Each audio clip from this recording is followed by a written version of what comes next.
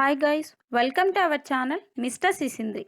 బుల్లితెర biggest reality show Bigg Boss మరోసారి సందడి చేయడానికి రంగం సిద్ధం చేసుకుంది. గతేడాది 7వ సీజన్ పూర్తి కావడంతో కొత్త సీజన్ ఎప్పుడెప్పుడు మొదలవుతుందా అని అందరూ ఆతృతగా ఎదురు చూస్తున్నారు. గత సీజన్కి దక్కిన ఆదరణ బట్టి చూస్తే అసలు కొత్త సీజన్ ఎప్పుడు వస్తుందా అని 1000 కళ్ళతో చూస్తున్నారు. ఇలాంటి సమయంలో నేరుగా ప్రోమోతో క్లారిటీ ఇచ్చారు నిర్వాహకులు.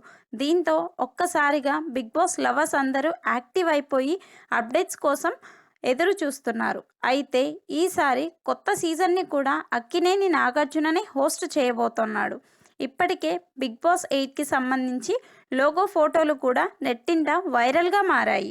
ఇక బిగ్ బాస్ సీజన్ 8లో ఎవరు పాల్గొంటారు అనే ఆసక్తి ఒకవైపు, ఈసారి ఎలా ప్లాన్ చేశారు అనే సందేహాలు మరోవైపు. వీటి మధ్య అసలు కంటెస్టెంట్స్ ఎవరు అని ఆరాలు తీస్తే కొంతమంది సెలబ్రిటీల పేర్లు బలంగా వినిపిస్తున్నాయి.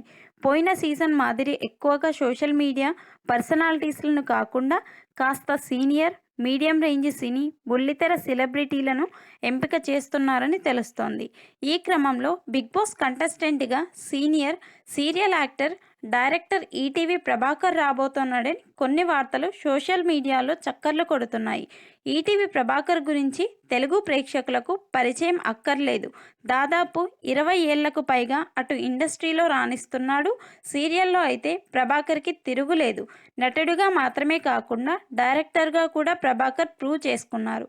సీరియల్తో పాటు సినిమాలు, టీవీ ప్రోగ్రాంలకు హోస్ట్ చేసిన అనుభవం కూడా ప్రభాకర్కి ఉంది.